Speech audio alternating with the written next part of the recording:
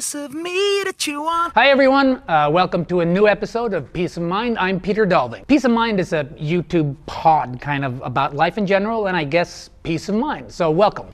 Sigmund Freud was a young Jewish kid from Freiburg in what was back then Austria.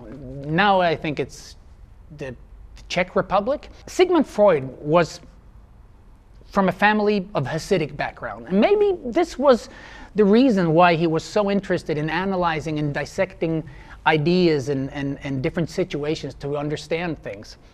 Whatever it was, aside from consuming this mountain of cocaine and writing excessively about it, Sigmund Freud became the father of modern psychology. What Freud started doing, more than anything else, was that he saw that there was indeed a connection between sex and power. In fact, Dr. Freud realized that sex was all over the place in regards of emotional health and, mental well-being. One may argue that excessive cocaine use and obsessing over sex wasn't really that much different from what St. Augustine used to do. And I'm sure it was pretty intense. If you read the books, you will realize it was. But it all mattered because Sigmund Freud wasn't just a raving cokehead. He was also a systematic scientist and a devout student of empiric study. What he did was put words to things in a way that other people could understand and themselves continue elaborating on these ideas on their own after he'd presented them. From around 1885 until his death in 1939, he wrote more about psychological processes in his work, trying to understand what motivates and drives the human mind than any of his contemporaries. So really, what is the big deal with this psychology thing? Why is it such a big deal? Psychology in the 21st century, now, is about as important as learning to read and write was in the 19th century. As technology became more and more complex, systems were coming into place and reading and writing became necessary skills. It was a skill that could propel you upwards in regards of social hierarchies, and it definitely could make sure that you made more money. As society progressed, there was an increased need for skills such as mathematics or physics and chemistry, but reading and writing were key to all of them. Learning language, the language to explain and to talk about something. Now, psychology is kind of a language. It's the scientific study of the conscious and the subconscious mind. One could say that it really is the science of being human.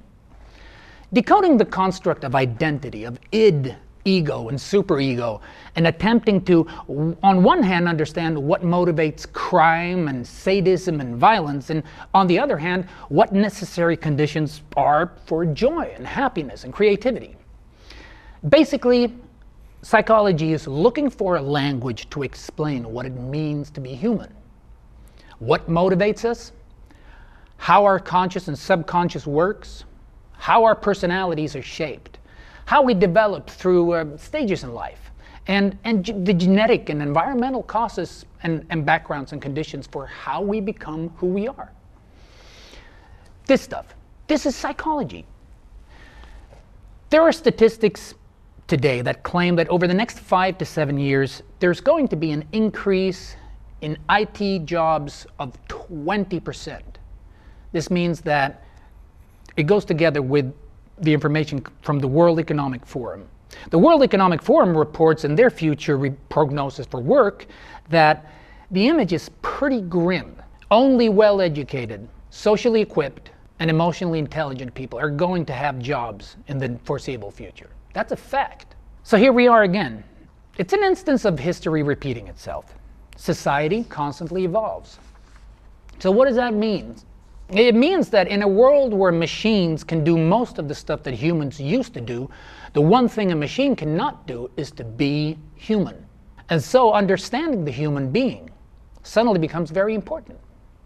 The art of communication and the art of understanding self, emotions, action, causality, consequence, self-awareness, it seems, is the new black. This is the future unfolding, just like a flower, or, if you will, a sun.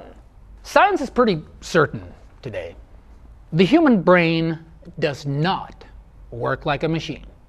It doesn't absorb, store, or compute data like a machine at all. But still, there are people out there, more than 1600 years after Augustinus the wanker of Hippo tries to explain his hairy palms, to say shit like, humans are evil. Next episode, I'm going to talk more about psychology and why psychiatry has got a bad reputation. Until then, like, share, comment. Please, take care. Remember, you're important. Alak Baba Sri Shandirak. 'Cause you are